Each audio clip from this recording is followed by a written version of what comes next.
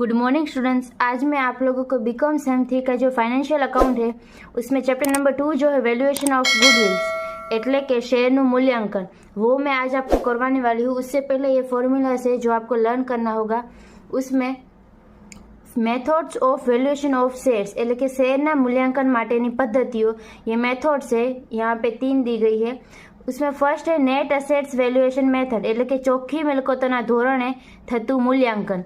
उसमें है valuation of shares is equal to net assets divided by number of shares એટલે કે શેરની આંતરિક કિંમત બરાબર ચોખ્ખી મિલકતો ભાગ્યા ઇક્વિટી શેરની સંખ્યા। और this is called intrinsic value of shares, यानी कि अभी ये जो मेथड है इसको इंट्रिंसिक वैल्यूएशन ऑफ शेयर्स भी कहा जाता है એટલે કે તેને શેરનું આંતરિક મૂલ્ય કહેવાય છે। उसके बाद यहाँ पे सेकंड नंबर का है यील्ड वैल्यूएशन मेथड એટલે કે ઉપજના ધોરણે મૂલ્યાંકન। उसमें आपको फर्स्ट निकालना है परसेंटेज ऑफ डिविडेंड। डिविडेंडનો दर is equal to net profit, ठीक है, ચોખ્ખો નફો divided by price of equity shares એટલે કે इक्विटी शेयરની કિંમતો गुणिया 100 इंटू 100। उसके बाद आपको मार्केट वैल्यू उसका निकालना है, बाजार कीमत इज इक्वल टू अभी यहाँ पे जो हमने ढूंढा परसेंटेज ऑफ डिविडेंड वो लिखना है એટલે કે डिविडेंडના ટકા divided by normal rate of return એટલે કે अपेक्षित वर्तनનો दर इंटू हमें करना है paid up value of shares એટલે કે शेर दीठ वसूल आवेलो रकम। उसके बाद थर्ड है यहाँ पे फेयर वैल्यू मेथड એટલે કે वाजबी कीमत शोधवानी पद्धति। उसमें आपको ये जो फर्स्ट मेथड है intrinsic value plus market value divided by 2 એટલે કે શેરનું आंतरिक मूल्य जो हमने फर्स्ट मेथड है उसका जो आंसर है प्लस जो सेकेंड मेथड है उसका जो आंसर है बाजार वैल्यू, इन दोनों का प्लस हमें करना है, डिवाइड हमें 2 से करना है, ठीक है। इसमें मैं आपको अभी सम नंबर 20 जो है वो करवाने वाली हूँ जो यूनिवर्सिटी में पूछा गया सम है और मोस्ट IMP सम है।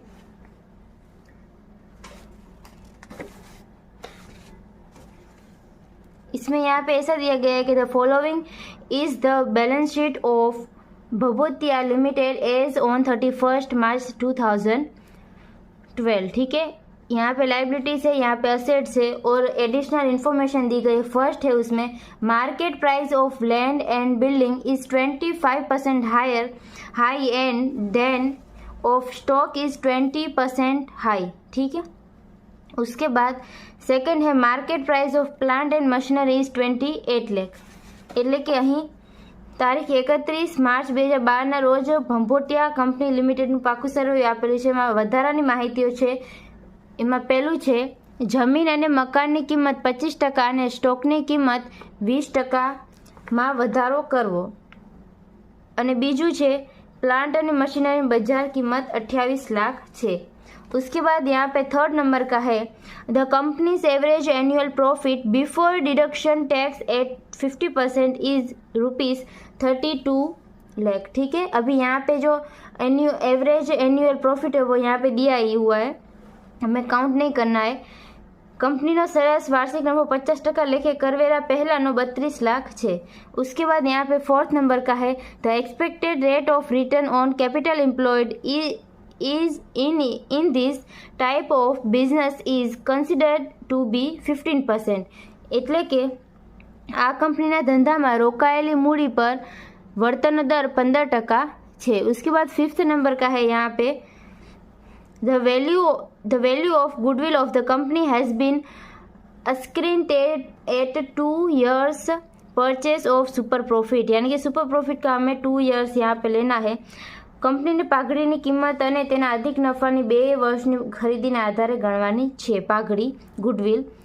From the above પર્ટિક્યુલર્સ ascribed the fair value of equity shares of the company એટલે ઉપરની વિગતો પરથી કંપનીની શેરની વાજબી કિંમત શોધો। यहाँ पे फेयर वैल्यू हमें फाइंड करना है, फेयर वैल्यू ढूंढना है। तो फर्स्ट ये जो दोनों मेथड हमें गिनना होगा, उससे पहले यहाँ पे हमें गुडविल निकालना होगा, ठीक है। तो वैल्यूएशन ऑफ गुडविल आपको फर्स्ट हेडिंग लिखना है। उसके अंदर आएगा फर्स्ट आएगा कैपिटल एम्प्लॉयड એટલે કે રોકાયેલી મૂડી, तो वो हमें यहाँ पे ढूंढना होगा। उसमें आएगा असेट्स એટલે કે મિલકતો। तो यहाँ पे असेट्स हमें कौन कौन सी दी गई है, फर्स्ट हम लोग एडिशनल इन्फॉर्मेशन में देख लेंगे। तो market price of land and building is 25% high, ठीक है, 25% हाई है એટલે કે જમીન અને મકાનની કિંમત 25% વધારો કરવો, ठीक है।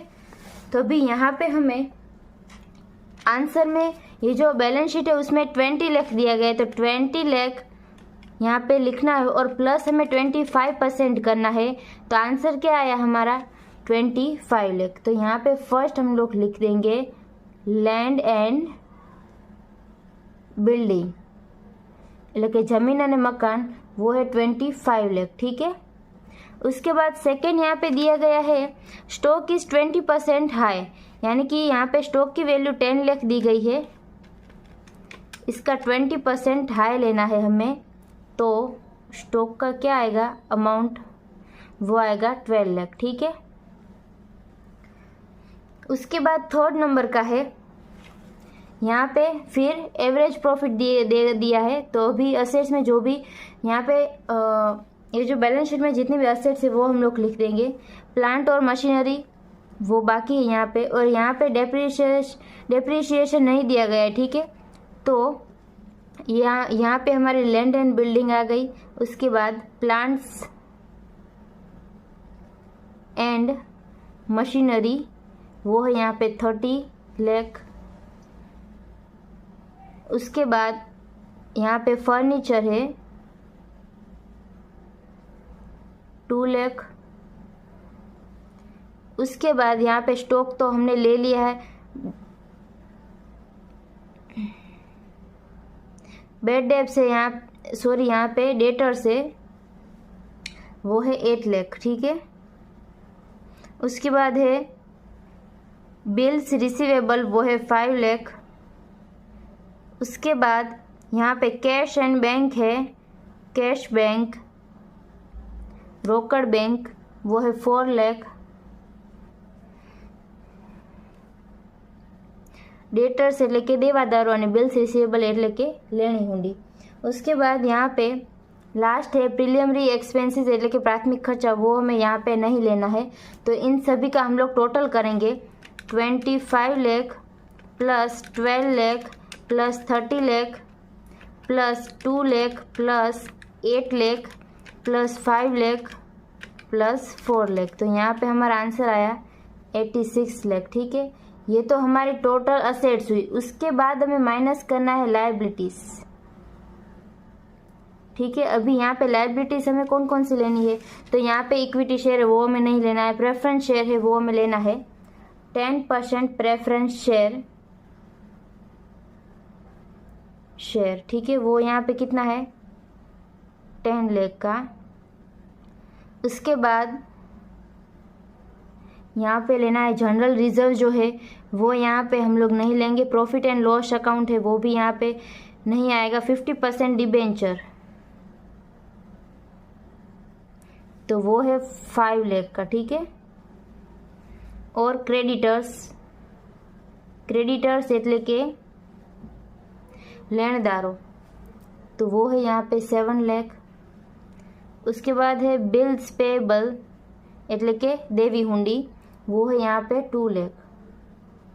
अभी इन सभी का हम लोग टोटल करेंगे तो 10 lakh plus 5 lakh plus 7 lakh plus 7 lakh plus 2 lakh. तो यहाँ पे आंसर आएगा 24 लाख, ठीक है। अभी यहाँ पे हमें क्या करना है, तो अभी ये जो हमारा 86 लाख है उसमें से माइनस हमें 24 लाख करना है। तो यहाँ पे हमारा आंसर आएगा 62 लाख, ठीक है। तो यहाँ पे हमारा कैपिटल एम्प्लॉयड जो है એટલે કે રોકાયેલી મૂડી वो यहाँ पे 62 लाख आएगा, ठीक है।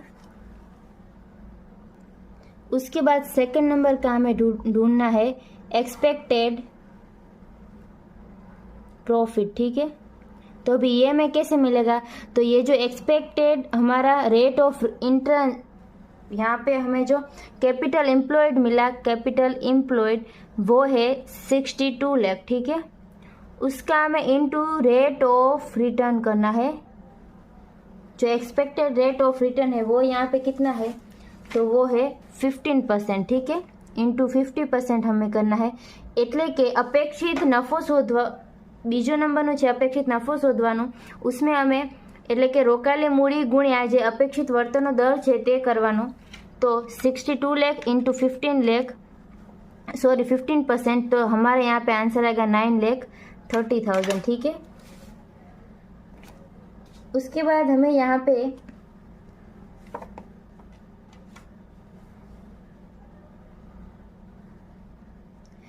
पे ये जो दिया गया है, यहाँ पे 24 लाख नहीं आएगा, बल्कि क्या आएगा, यहाँ पे एक जो है profit and loss account P&L account जो है वो क्या यहाँ पे दिया गया है कि 2 लाख है यहाँ पे, ठीक है। तो वो हमें यहाँ पे लेना होगा, वो रह गया है लेने के लिए। तो यहाँ पे टोटल आएगा 26 लाख, ठीक है। तो यहाँ पे हमारा आंसर आएगा 60 लाख। तो अभी यहाँ पे 60 लाख आया, तो यहाँ पे भी हमारा क्या आएगा, तो ये जो है 60 लाख इंटू 15% हम लोग करेंगे तो 9 लाख आएगा, ठीक है। अभी ये लेना यहाँ पे छूट गया था इसीलिए। उसके बाद ये जो 9 लाख आया, थर्ड हमें ढूंढना है एवरेज प्रॉफिट। एवरेज प्रॉफिट हमें निकालना है, तो वो हम लोग कैसे निकालेंगे, तो अभी यहाँ पे हमें दिया गया है कि 32 लाख जो है एवरेज प्रॉफिट है, ठीक है।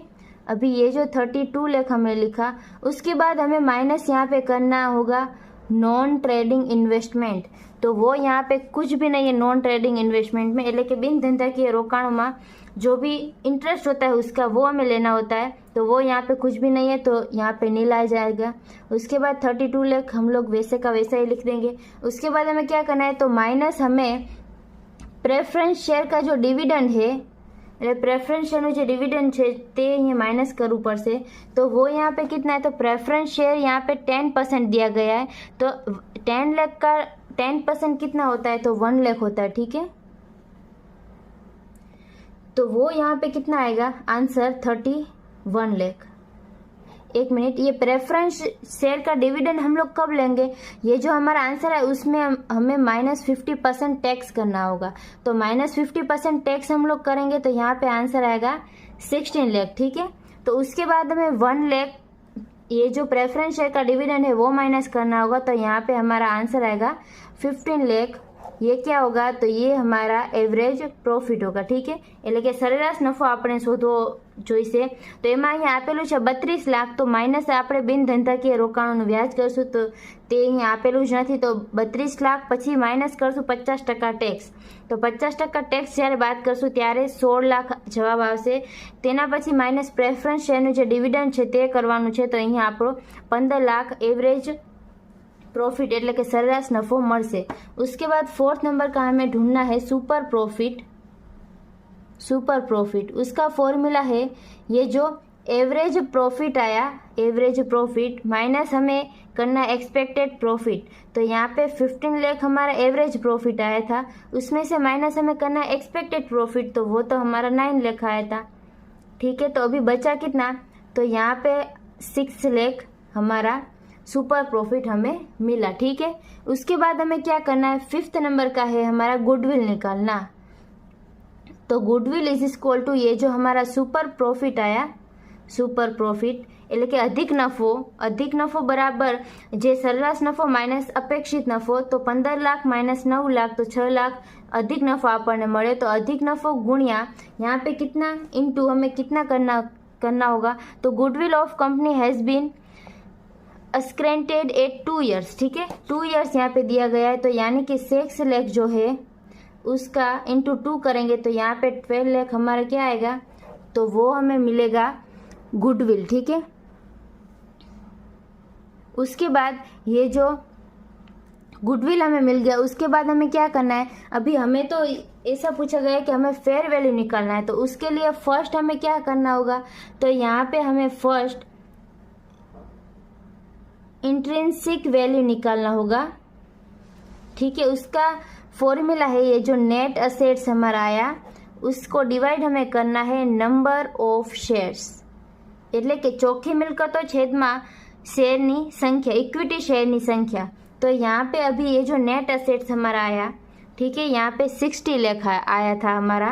तो 60 लाख प्लस हमें क्या करना, इसमें गुडविल नहीं था तो अभी हम लोग गुडविल ऐड करेंगे, ठीक है। तो यहाँ पे हमारा आंसर क्या आएगा, 72 लाख। तो डिवाइड हम लोग किससे करेंगे, नंबर ऑफ इक्विटी शेयर्स, એટલે કે इक्विटी शेयरनी संख्या। तो यहाँ पे नंबर ऑफ इक्विटी शेयर्स कितने हैं, तो वो है 5 लाख आएंगे। क्यों, क्योंकि यहाँ पे 100 है तो डिवाइड हम लोग 100 से करेंगे तो यहाँ पे हमारा 50,000 आएगा।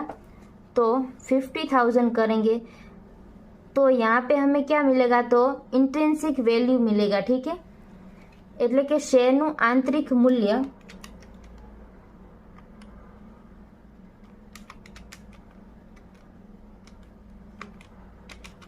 तो वो यहाँ पे हमें आंसर मिलेगा 144 रुपीज़, ठीक है। अभी ये जो 22 लाख है डिवाइड हम लोग करेंगे 50,000 से तो 144 हमें आंसर मिला। उसके बाद यहाँ पे सेकंड हमें ढूंढना है मार्केट वैल्यू। तो मार्केट वैल्यू हम लोग कैसे निकालेंगे, तो यहाँ पे मार्केट वैल्यू हमें निकालना। तो फर्स्ट हमें करना होगा परसेंटेज ऑफ डिविडेंड, એટલે કે डिविडेंडના टका।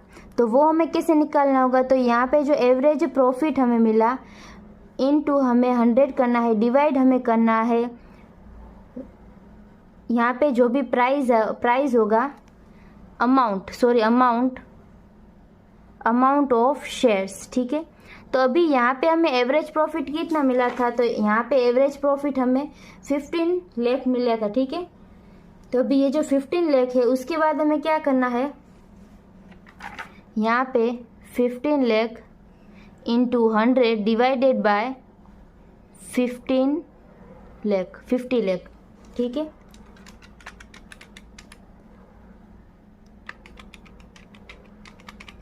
तो यहाँ पे आंसर आएगा 30%, हमें यहाँ पे 30% आंसर मिला। उसके बाद हमें क्या करना है, मार्केट वैल्यू फाइंड करना है, એટલે કે बाजार कीमत। वो हमें कैसे मिलेगा, तो यहाँ पे जो परसेंटेज ऑफ डिविडेंड हमें मिला इनटू हमें पेड अप करना है, जो भी शेयर में पेड अप अमाउंट हमें मिली है तो वो यहाँ पे कितनी है इक्विटी शेयर में 100, ठीक है। तो इंटू 100 कर देंगे, डिवाइड हमें एक्सपेक्टेड रेट ऑफ रिटर्न, तो वो यहाँ पे कितना था, तो वो यहाँ पे 15% था। तो यहाँ पे 15% हम लोग करेंगे तो 30 इंटू 100 डिवाइडेड बाय 15, तो यहाँ पे 200, ये हमारा फाइनल आंसर। सेकेंड नंबर की जो मेथड है मार्केट वैल्यू की, उसका आंसर आएगा 200। अभी यहाँ पे हमें फेयर वैल्यू फाइंड करने के लिए बोला है, ठीक है, એટલે કે वाजबी किंमत शोधवानी कहेली है। तो अभी यहाँ पे हम लोग क्या करेंगे, फर्स्ट जो मेथड थी इंट्रिंसिक मेथड, એટલે કે ये जो फर्स्ट वाली है आंतरिक मूल्य, उसका अमाउंट था 144 प्लस हम लोग ये जो सेकंड वाली मेथड का आंसर है 200 डिवाइडेड बाय हम लोग 2 करेंगे, ठीक है। तो यहाँ पे प्लस 144 डिवाइडेड बाय 2, तो 172 हमारा फाइनल आंसर होगा। तो ये था क्वेश्चन नंबर 20 जो यूनिवर्सिटी के मोस्ट IMP था। तो इसके बाद मैं आप लोगों को सम नंबर 24 करवाने वाली हूँ, जो नेक्स्ट वीडियो में करवाऊंगी। I hope you understand and thank you all.